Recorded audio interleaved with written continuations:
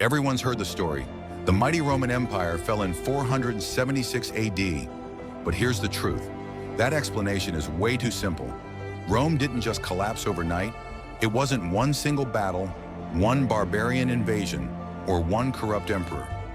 The real story is darker, more complicated, and honestly more relevant to us today than you might think. So buckle up, because we're unlocking the vault and uncovering the real reason the Roman Empire fell. In school, we're often told, Rome fell because barbarians invaded. Simple, right? The Goths sacked the city, the empire collapsed, end of story. But Rome had survived invasions before. For centuries, Germanic tribes, Persians, and countless enemies tested its borders. So why did it finally break? The truth is, by the time the so-called barbarians walked in, Rome was already rotting from the inside out. Rome's economy was bleeding long before the fall. Endless wars drained the treasury, while emperors kept raising taxes to pay for armies and luxury. At the same time, Rome became dependent on slaves for labor. As conquests slowed, so did the supply of new slaves, and the empire's entire system began to crack. Inflation spiraled out of control. By the 3rd century, Roman coins were almost worthless. Some were just thin pieces of metal with barely any silver left. Imagine a superpower's money suddenly becoming junk. Rome also suffered from weak leadership. Between 235 and 284 AD, the empire had over 20 emperors, most of them assassinated or overthrown. It was chaos at the top. Generals fought each other more than they fought enemies. Loyalty to Rome was replaced with loyalty to whoever paid the troops best. And ordinary citizens? They lost trust in the government.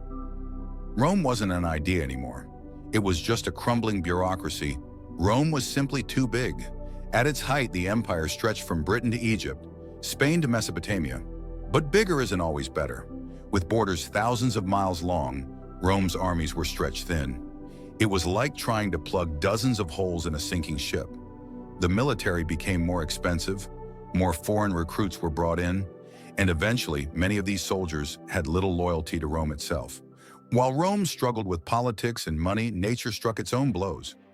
The Antonine Plague of the 2nd century, possibly smallpox, killed millions. Later, the plague of Cyprian devastated both civilians and armies. And climate change? It's real in history too. Shifts in weather patterns led to poor harvests and famine. A weakened population, starving and sick, was far easier for enemies to defeat. By the time the Goths entered Rome in 410, and again when the last emperor was deposed in 476, the empire wasn't the Rome we imagine. It was already a shadow. The fall wasn't about one battle, it was about centuries of decline, a slow collapse that everyone saw coming, but no one could stop. So the real reason the Roman Empire fell? It wasn't just the barbarians. It was economic collapse, political corruption, overexpansion, disease, and environmental stress. A perfect storm of decline. Rome teaches us that even the mightiest empires aren't destroyed in a single moment. They crumble slowly, from within. And that's why Rome's fall isn't just ancient history. It's a warning that still echoes today. If you found this eye-opening, hit like, subscribe to History Vault, and let me know in the comments. Do you think modern empires could fall the same way Rome did?